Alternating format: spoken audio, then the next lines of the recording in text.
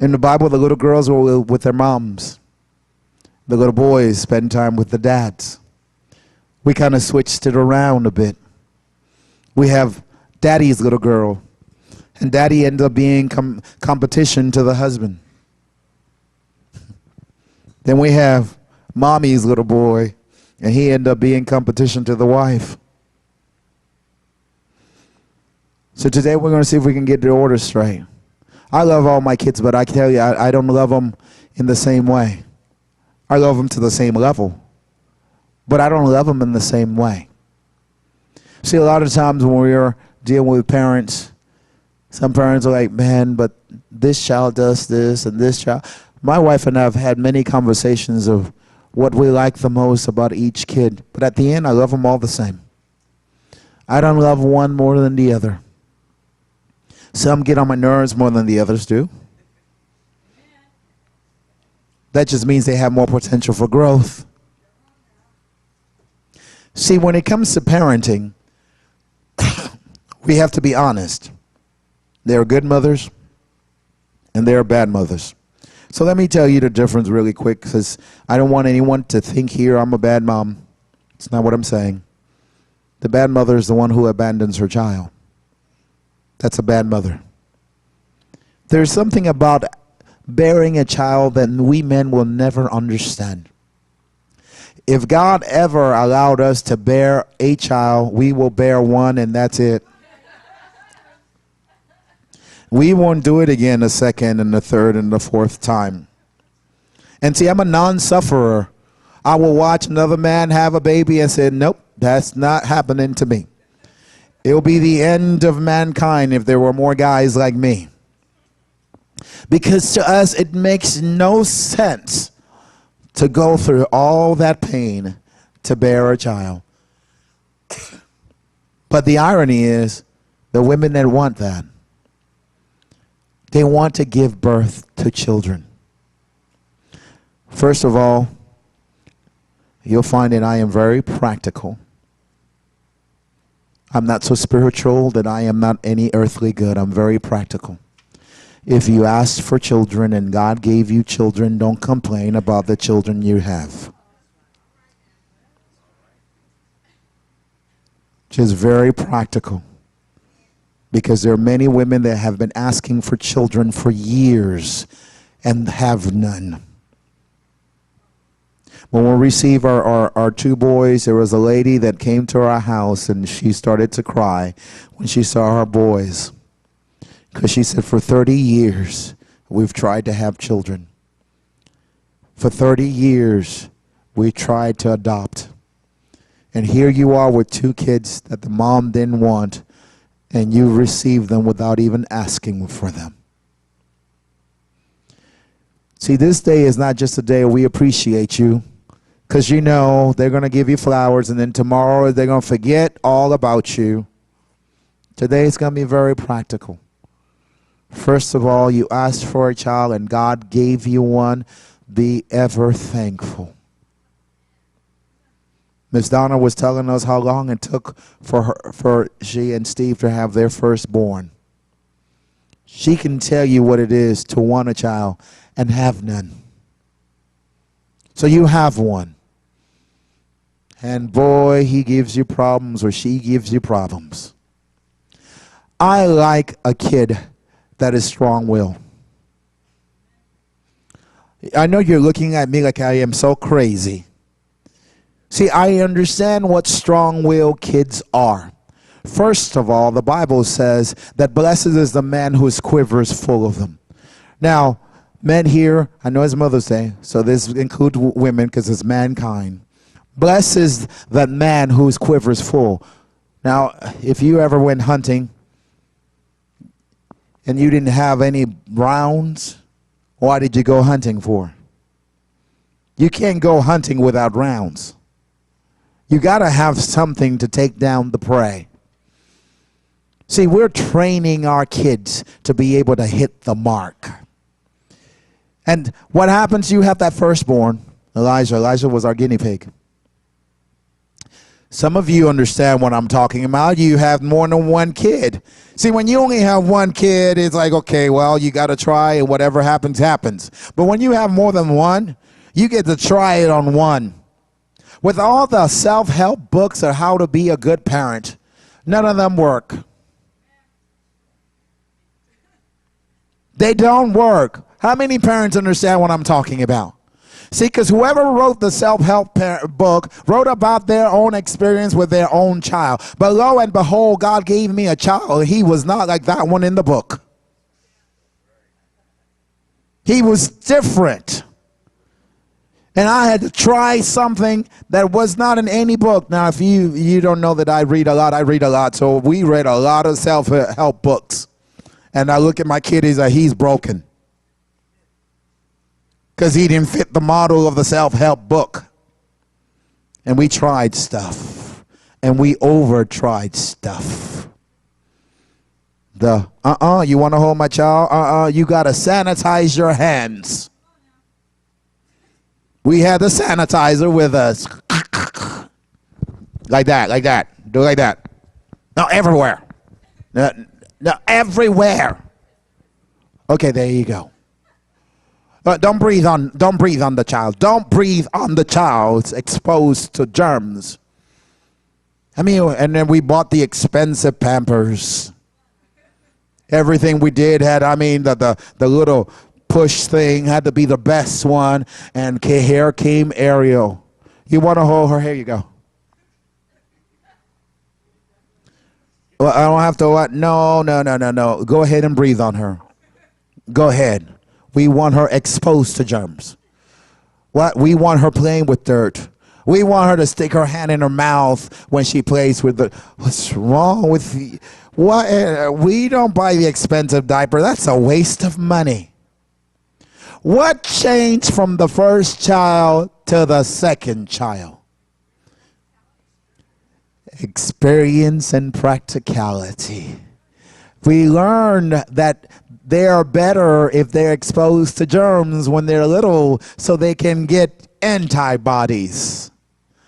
Isn't that an awesome word? Antibodies. It seems like something that goes against your own body, doesn't it? But it's not. It's something that will fight germs that are coming to your body. And by the time Lizzie came around, whatever. She won't break. We know we had two, they didn't break. She will be all right. Lizzie never crawled. She didn't. She was trying to keep up with her other two siblings. So she did something called crawl walk. One leg, the knee was on the ground, the other one, the foot. We didn't have anyone to do that before. But we watched. She's trying to keep up with the older ones. She only did that crawl walk for about 2 months. Next thing you know, she's on her feet. She's walking around and she's running. Then she had a little friend, Car. Both of them had a little pacifier on. You know, a little string with a pacifier. And every once in a while, they'll trade. Snot all over the place and stuff. And why you let them do that? They will be all right. They will be okay. Why? They're exposing each other to the same germs. After a while, neither one of them will get sick. They'll create antibodies against each other. See, we had to learn the process. But here's the thing when you're a mom. You dread the process because it seems so long. Grandma's in here. Grandmas will say it just went like went by quickly. But when you're going through stuff, it doesn't go by quickly. It seems like, man, today wasn't a 24-hour day. Today was a 28-hour day. How long shall I suffer? How long shall I go through all this stuff? A few weeks ago, we were at Mobile University walking through the aisles. They're presenting us all the classes and all the things that they have to offer. And we had to stop and consider, we have one more year with our firstborn, and then he's gone. Where did the time go? Now, I want you to know this about my firstborn. He was strong-willed. If someone meant to do something and they're going to do it, it was Elijah. Elijah will walk through Walmart, and Elijah say he wants the car, and I say no. Elijah, he's going to have a tantrum in Walmart. I mean, a full-blown throw himself down on the ground, kick and scream, and I would be so embarrassed. And I'll grab his little hand and escort him to Walmart bathroom to rectify the problem. But it didn't stop that quick. He did it for several years. See, the reason why I like strong-willed kids is that when strong-willed kids are going to stand up for something, no one can make them sit down. See, we complain about our strong-willed kids. It's like, yeah, go ahead and teach them, but don't break their spirit. Let their spirit be intact, because they got to stand against the whole world. Let them know, hey, strong will is good. Be strong will. Stand for something. But what we want to do, we want to break their strong will. We're going to break this will. We're going to put our will in them. What is your will? The Bible says raise up the child in the way that he should go, not the way you want him to go. I know I'm meddling now. See, God made our kids to have a certain bent. It is our job to find it. We're the parents. It's our job to find it. Now, when they're not good at something, and it's something you wanted to do, stop pressing. Don't press on something and oh, well, I want her to be the beauty queen. Why? Because you never were. Cut that out. Find what is their bent. For years, I did praise and worship by myself, and my kids had nothing to do with it. I mean, nothing to do with it. My wife will have a Zumba function, and they all go up there dancing. And I'm playing by my lonesome. I felt like the Goofy movie, all alone. Got up there and played. I mean, I had to be the rhythm. I had to be the harmony, the melody, and the voice. And my kids, nothing. And there were times I'll get jealous. I'm like, honey, why is it that everybody wants to join you and nobody wants to join me? I mean, I'm the lonesome dove here for years. You know what triggered my kids to want to play? One Sunday, they got mad with me. That's what happened. They got mad with me and said, Daddy, we'll play with you. Got Elijah the bass guitar. Got Ariel on the congas. Let me tell you, Ariel wasn't any good on the congas. She was pitiful. She couldn't keep a beat. Boy, but the moment she got to the cello, leave the congas alone, honey. Don't worry about the congas. It's all right. Stick to that. You're good at that. Now I want to play the flute too. Go ahead, play it. She's playing the flute as well as the cello. One day she may return to the congas and find out, ooh, I can do this all along. But what happened? We had to find what she was good at. And when she discovered she was good at something, she blossomed on her own.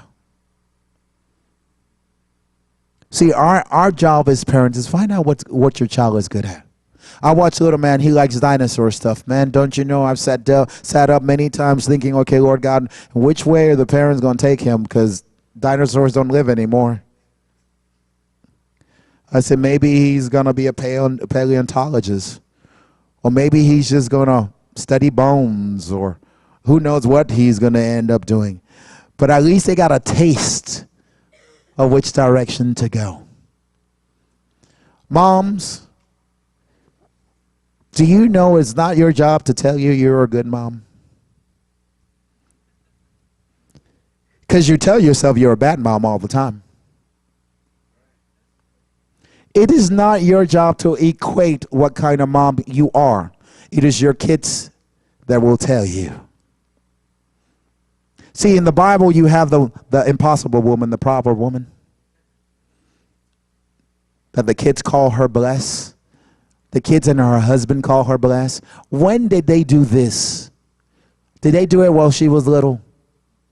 While the kids were little, did they say, Mommy, you are blessed above all women? Did the kids do that? No, the kids didn't do that. When did they do it? Where they themselves were grown.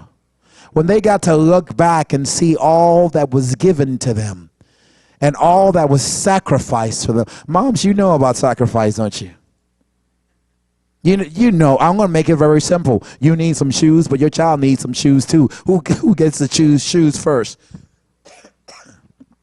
The child gets the shoes first, right? At least I hope so. I hope the child is getting the shoes first. And we don't tell the child, listen, I need some shoes too. And I bought you some shoes instead. We don't do that. We just buy the shoes. One day they'll discover that you sacrificed for them to get those shoes. See, what is most important about my mom, now that I am full grown, is hearing from someone else the sacrifice that she made for me that I didn't know was a sacrifice. See, and then I have someone else that kind of took over motherly duties after my mom passed away. That was my piano teacher, Miss Lolita Asper. When she passed away, I found out. See, we couldn't afford piano lessons. My dad had $1 million worth of hospital debt. No more lessons for me. My piano teacher said, just keep bringing him. She worked for the YMCA. She didn't work for herself. This was a job. And I found out after she died, not only did she give me free piano lessons, but she paid for them. You see, things like that are what called you blessed. See, I wouldn't be a pianist if she didn't give me those free lessons. God put her there strategically for me. And I didn't know the sacrifice that it was costing her. She never mentioned it. She never looked at me as if I was costing her anything. Every lesson was a pleasure for her. She says, I always put you last. I was the last piano student on Thursday evenings from 5 to 6 o'clock in the evening. I said, why do you always put me last? She said, because you always manage to make my day. See, I cost her, but she felt like it was a pleasure. Moms, when you get frustrated, don't let your kids know you're frustrated. Make them always think they're a pleasure. See, because we get to build our kids or tear them down. What they learn at home, they're going to walk into their next relationship. It would not be good for my daughters to go into marriage with daddy issues, because her husband could never be her dad. It is my job to build her to where she already has everything she needed from me before she leaves the house. Mom, it is your job to build your kid that they have everything in them before they leave yours. You are equipping them for the rest of their life. If you don't believe me, wait till they have to go see a counselor. One of the first counselors, one of the first questions they're going to ask, tell me about your mother. See, your task is so important that they can fail in everything they do just because they weren't properly equipped. Moms, be mindful when you talk to your daughters that you're not tearing up their self-image. Be mindful. I watched Miss Barbara as she showed me the picture of her daughter on a magazine. You know what I noticed about Miss Barbara? She was proud of her daughter before she was in the magazine. She didn't wait to have her picture there before she was proud. See, the picture is only a way to be able to show you how proud she is. She equipped her daughter. I've watched as she'll pull out pictures before that magazine. This is my daughter. This is her family. And I watch her light up. Say, oh, I wonder what they're like when they come together. I wonder. Oh, she might miss a Sunday. Her daughter comes to town. Because if her daughters have other plans, I'm going to be with my daughter. Stop being all spiritual on me now. Come on, cut that out. See, family is important. If you're going to miss a Sunday for family. Come on. Because, see, the church is made up of families. And if a family fails, then the church is failing. We don't have the order mixed up. My sister graduated from college with a master's degree, and I went to her graduation. People got mad. You get mad all you want to. My family is important to me. How can I love you when then I don't love them? That don't make any sense, does it? So we have to remember, you're a mom. That's your first job. I did say job. Yes, I did. I said job. See, because we're looking, Mom, like this should be a pleasure. No, it's not supposed to be a pleasure. It's a pleasure when you're finished. You're not finished yet. It's a job. When you go to your job, you go to your job with job mindset. Don't you? Somebody's going to get on my nerves today, but I'll be okay. I have to go see this patient today, and he don't like me, and I don't like him either, but it'll be okay. It's a job. I remember when I worked a job as a trash man. Yes, I did. And I was pastoring while I was a trash man. And there were days to where my lift broke. I had no lift to lift the trash up. And one day, it was raining. The trash is open, getting full of water. My lift broke. See, I had to drive the little truck that went on the dirt roads up there in Albertville. Dirt roads, a little tiny truck, one little lift.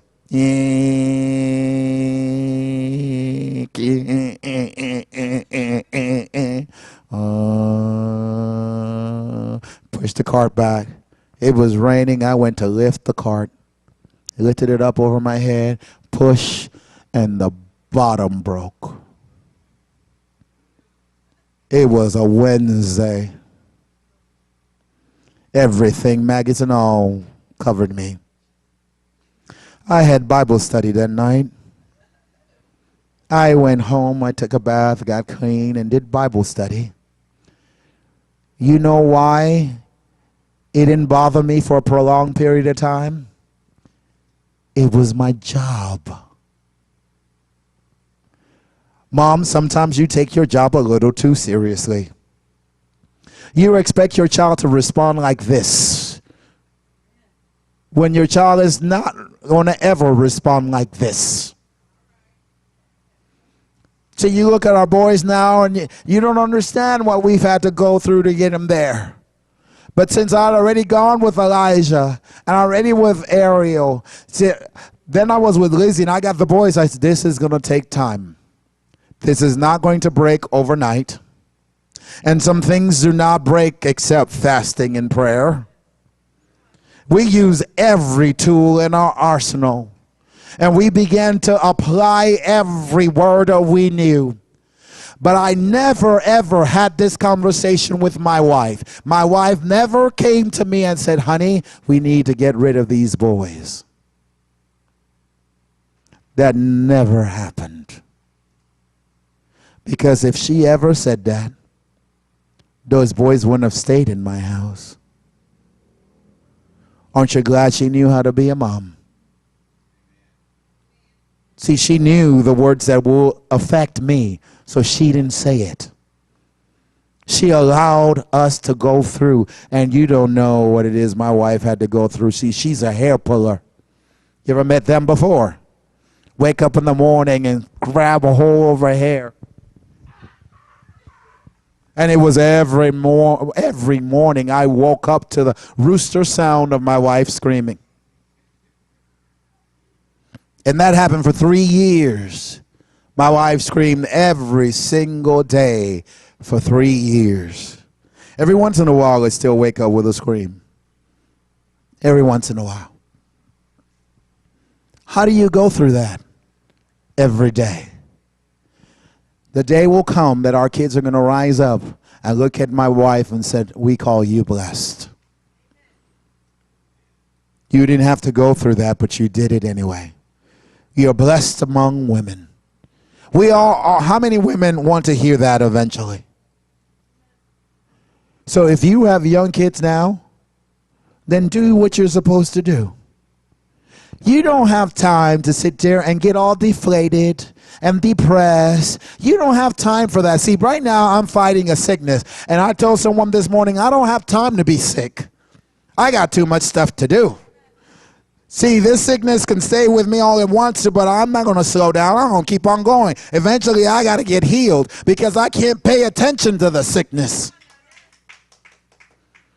We get that way with our kids. They pull us down, and then we go down to the gutter. And who is raising your child while you're down there? What lesson are you teaching your child while you're down there? Are you giving them permission to be down there with you? See, I want my kids to know, I say, listen, Daddy does not like for people to be all over him when he's sick. Make me some tea with honey and put some lemon. That's good enough. Don't come to my room and check in my temperature. Don't do none of that. Say, why? Because I am not going to entertain being sick.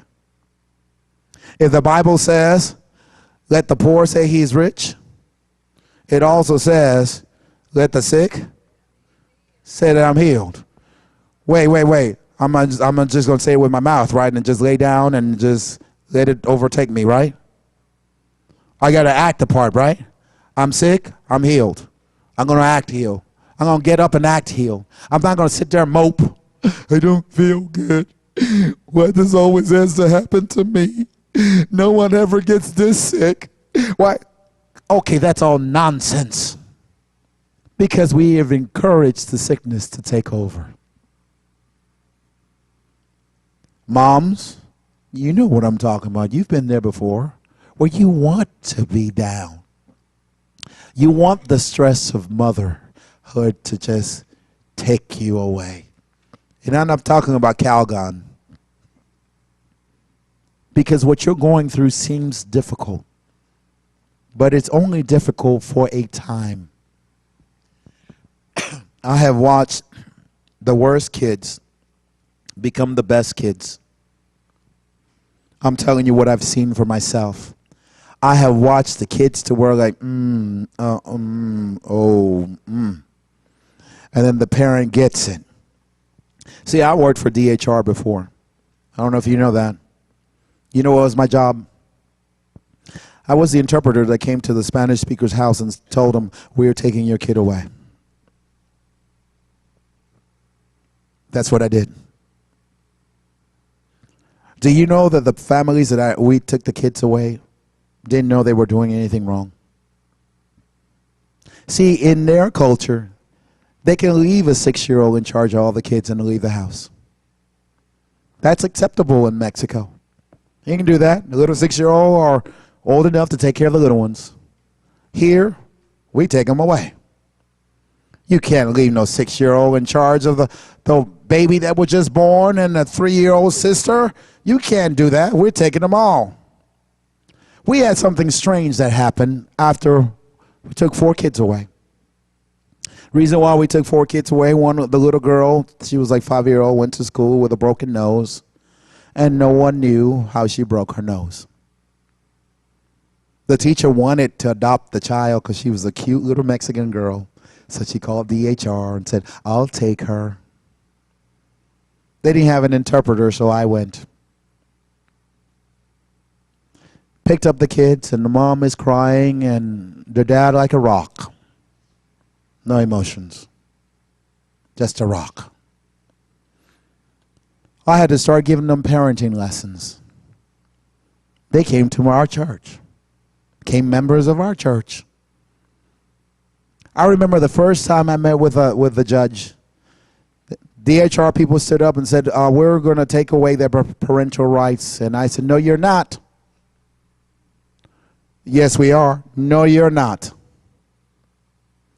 We are. We have all the rights to do so. No, you do not.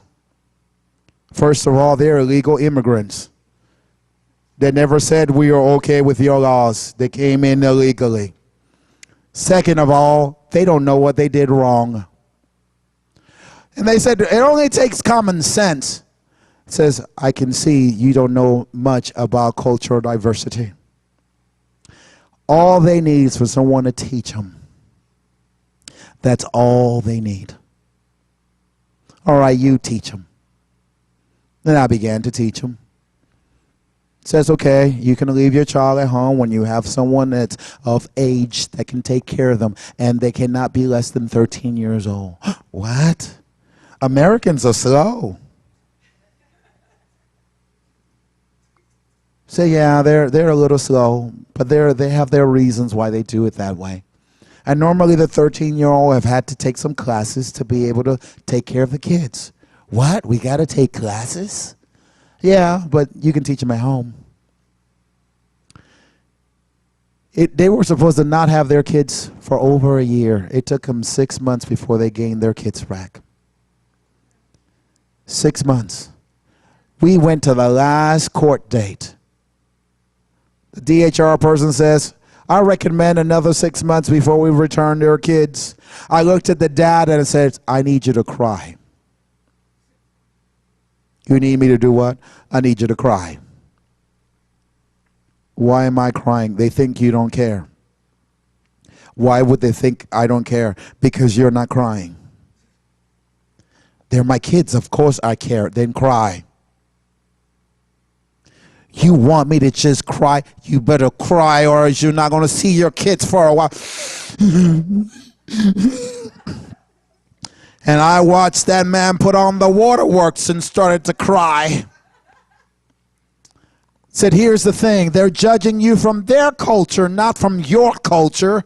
You are in their culture. Act like their culture. Put on the waterworks and start to cry. And when you see your kids, hug them and kiss them like crazy. And act like you don't want to let them go. I tell you, those parents come and visit us once every year, at least once every year. And it's been over over 12 years. Once every year they come and say, thank you. See, the mom looks at her kids very different. We ran into them at the mall. Daughter's 18 years old now. Took her when she was 6. Saw her at the mall. Yeah, she's 18 now, right? She's 18 now. I remember you. How you remember me? Well, we were attending your church, but I remember when you took me away. I'm so sorry. No, don't apologize. We're so much better. We have grown up so much. The foster family that took us, we go on vacations once a year with her. They're like our real mom too. Said we have 2 moms. See, this mom could have been bitter. She said, I don't want nothing to do with you. At DHR, American Customs, y'all so horrible. She could have done that. And do you know, in her culture, she'll have all the reasons to say that. But instead she grew. And she's almost in her 40s and she's pregnant again. She's 6 months pregnant. 7 months pregnant. Her 7th child. Honey, why are you still have your shop open? Because I've learned how to be a good mom. See, we want a second one, but we don't have the first one down pat. We get the second one, we still don't have the first and the second before we want the third. We got the first, the second, and the third. We want the fourth. Why do we want more when we haven't handled what we got yet? Handle what you got. Stop praying for something before it's your time.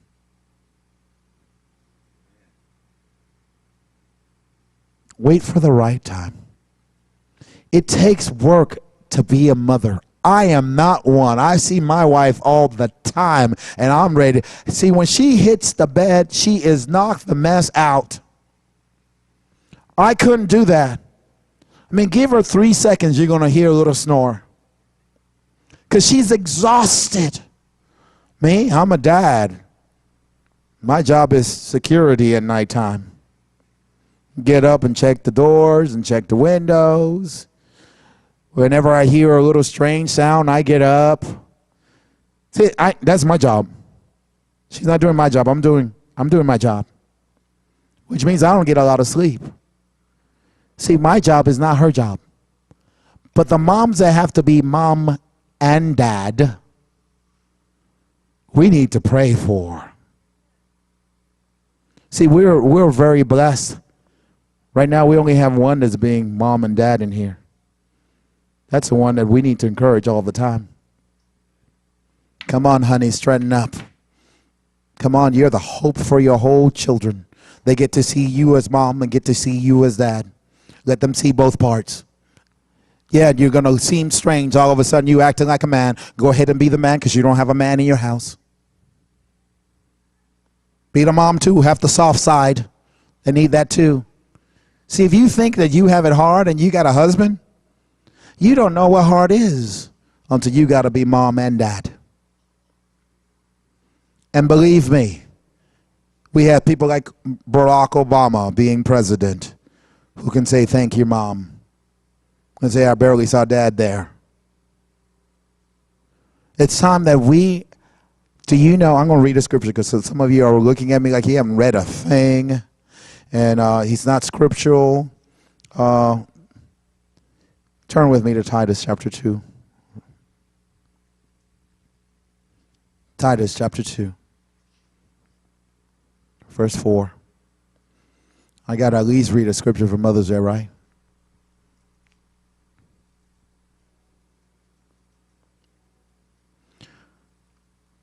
How many 50-somethings and up do we have here? Raise your hand. From the moms. Young man, why are you raising your hand way back there? You hadn't even hit 15 yet. 50-something moms, 50-somethings and up. I'm not trying to make you look bad because we have beautiful women. They don't even look their age. So you can be 50-something and still look like you're 40-something. We're going to start with you. Because, see, you already raised your kids or have your kids almost out of your house. So now you take on other people's kids. Not only do you take on other people's kids, you take on other moms. So let's read it. And so train your young women to love their husbands and children. Who is doing this training? Who is training whom? Women, older women are training younger women. Younger women, stop having an attitude when someone older than you is trying to help you. Stop having an attitude because you don't have it all together yet. Oh, she had the nerve to talk to me. You need to just be quiet and listen. Because no one is trying to hurt you, trying to help you. Oh, well, that's not going to work with my child. How do you know? Did you try it? Try it. See, what changed between Elijah and Ariel for us is that we thought we knew everything for Elijah. And then for Ariel, we discovered we knew nothing. We knew absolutely nothing. We read all the books, but it didn't help us any. And then all of a sudden, people started coming, try doing this. Ariel started having eczema stuff, and we went to the pediatrician, and he gave her all this medicine and made her skin color change and spots and stuff, and we're like, oh, they didn't help. We went to the beach and discovered the beach work. Went back to the doctor. Doctor, the beach works. And he says, well, then do that. Just found them too practical. What? You're not going to give us medicine? Will the beach work? Take the girl to the beach. Wait, just like that? That's it? Just like that. Beach work, go to the beach. You know what Ariel thought? Yay, we go to the beach. Go to the beach more often. I got a reason why. She comes, Dad, I'm having eczema. It's starting to come back up. I guess we're going to the beach. Yay, we're going to the beach. It worked. So we started listening to other people. You know, we tried what they told us to try. We didn't sit there and talk about, oh, well, you know, she's not educated. She don't know what she's talking about. What is it going to hurt?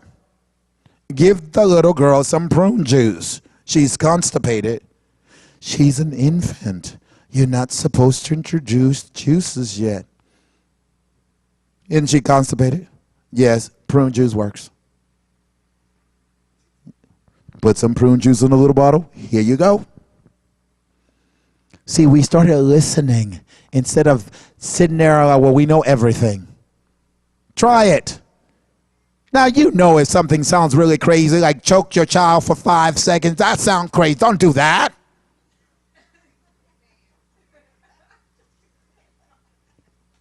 But when it's something that, hey, it might not hurt any. It might not hurt them at all. I told Elijah this. I said, I am glad that kids don't remember stuff from when they're little. Because, boy, we messed up a lot. But you'll never have to suffer the consequences because you can't remember it. Start listening, Salmon. Stop always trying to find a reason to allow yourself to feel depressed. Fight that with everything in you. If I told my mind I felt sick, Mickey would have gotten another phone call. Mickey, I need you to preach. I don't feel good. My wife can tell you, Ms. Donna can tell you, when I walk in, I could barely talk. I mean, I was achy all over. I'm feeling better. As time is progressing, I'm feeling better. But I'm thinking better. I'm thinking I'm going to feel better. I have everything inside of me is working for me to feel better. Moms, teach that to your kids. Oh, Mom, I'm not much good in math. You know what? You may never be that great in math, but I know you can do it. There's nothing you set your mind to do that you can't accomplish. I've noticed that tenacity in you. You can do it. But what do you mean I may never be that good? You may never end up being an astronaut or a physicist, but you may end up being a doctor. See, sometimes we're afraid to tell our kids that they're not good at something. You know what your kid not being good at something tells you? That's not their area. That's all it tells you. It's like, okay, you're not good in science. You may not be a scientist. This is what we want to do. You're a boy, you're going to play football. You're going to play basketball. You're a boy, you're going to play football. You're going to play basketball. Who said they're going to play football or play basketball? Did you hear God saying that? If God were to tell me my son is going to play football, guess what? I would love football. I'll be all into football because God said my son's going to play football. But if I never heard God saying my son's going to play football, we're not going to shove football down his throat. Because then that's me. That's not my child. So, Mom, look at your child. Even if they're grown. See, sometimes our grown kids have missed what God has called them for. Because someone else put something else inside their head. They're all confused and doing something that they don't enjoy doing. You know, I've been called for this. I've been called to be a pastor. You know why I know? Even though I get nothing for it, I enjoy it. I enjoy doing this. I enjoy going to another country and watching people get saved. I enjoy doing that. But do you know, my dad told me one time, he says, you are the biggest disappointment of all my children. You know why he said that? Because I'm doing this. You know what he wants me to do? Get on the keyboard and play the piano and get paid. See, he wants me to do that. I like doing that too. But see, I had to stand up to what my dad wanted me to do and what God wanted me to do. And seeing the two didn't go together. Can you teach your child to be enough strong-willed that they can stand up to you if need be when they're grown? Come on, I'm meddling now. You teaching them enough that they can stand up to you? I don't mean to be disrespectful, but to be able to tell them and prove. My dad told me, he says, you know, that makes no sense. And I said, Dad, God is not in the business of making sense. He said, yes, he is. God makes sense. I said, no, God doesn't make sense. Because God is God and we're not God. Well, yes, he makes sense. I said, really? Dad, it makes sense for God to tell Moses to lead the people when he stutters. Did that make sense? It makes sense for Noah to start building an ark. That makes sense. It makes sense for the little shepherd boy David to be the apples of God's eye. Does that make sense? Go through Scripture and see if it makes sense. Find every Bible character that you know of and try to figure out if it makes sense. Oh, Ruth, we're going to marry you. I know you're from another group of people, but we're going to marry you to Boaz. Just follow the plan. That'll make sense. Boaz had plenty of women in Jerusalem. See, it doesn't make sense. Our job as parents, mom especially, see, because mom, you have a talent that we dad cannot come close to. If you build your child up, it sticks. Dad always have to fight the waves. You know, it comes in and goes out and comes in and goes. Mom speaks and it sticks. So start speaking to your kids stuff that will stick to them. Sitting there and the girl don't think she's very pretty. I heard parents making fun of their kids that already feel that they don't look that good. Why are you doing that? I play around with my kids, but my kids feel they are okay. You know, I'll make fun of Adrian's teeth. Adrian, you got such big teeth, boy, you can't even close your mouth. Then I'll turn around and say, but don't worry, you'll grow into them. So right now, you're little for a little while, so your teeth are really, really big, but you're going to be big for the rest of your life. So you need those big teeth now. You just look a little awkward. It's all right. You'll grow into them. Then you'll see he'll show me those teeth. Those big old teeth. Why? I gave him a reason. Yeah, it doesn't look too good right now. He knows that. I didn't say, I'm not trying to protect his feelings because somebody else is going to tell him that. So I'm not trying to protect his little feelings. I'm going to tell him the truth. I said, but when you grow up, man, you're going to be a handsome one.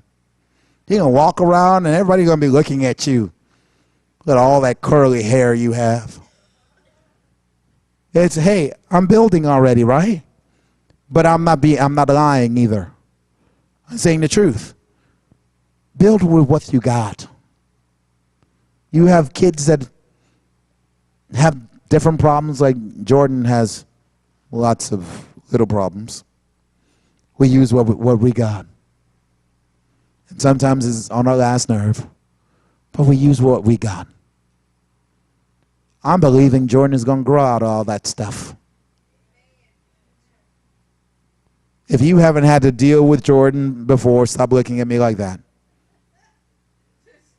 When you've had to deal with him for a little while, you'll be, I understand what you're talking about. I understand.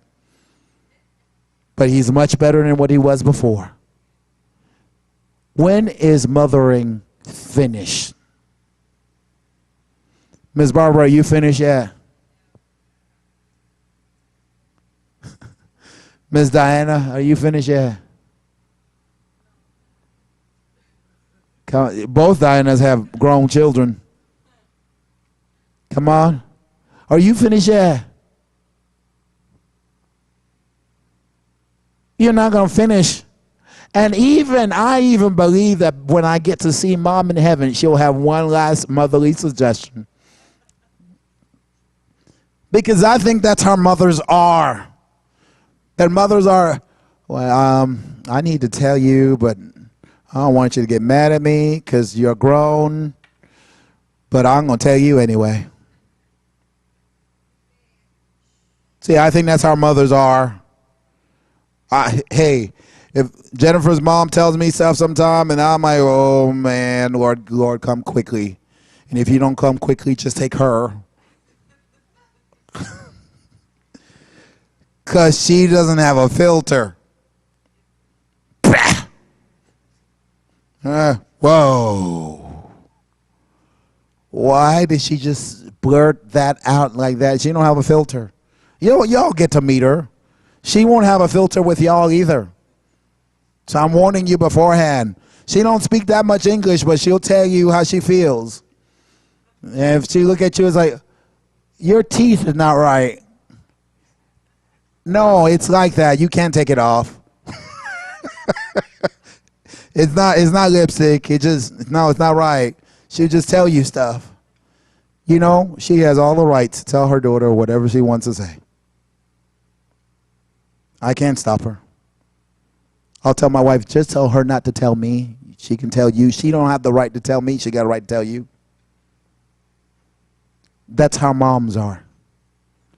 You have the right to be able to speak your mind if that's how you raise your kids. But if you didn't raise your kids to where what you have to say is not important, it's hard to undo what you didn't do. It's hard to do that. So if you got young kids, put it into them already. I'll always be your mother. You'll never have another one. I'm it. You're stuck with what you got. Put it into them. That's it. Boy, I wish my mom can tell me that. I wish I could see her one more time and say that you're stuck with what you got. Moms, I want all of you to get to see the day where your children call you blessed. I watched on the news on YouTube a young man that he was being scouted off for NFL. He told his mom when he was 8 years old that if he ever made it to the NFL, he'll buy her a Cadillac. And he hadn't even been received by any team yet, but he was in the forerunner. And he's met his mom with a pink Escalade. And he said, Mom, I never forgot that I promised I was going to buy you a Cadillac. You know what that young man said about his mom? You're blessed and highly favored above other women. See, because she had to raise him by herself.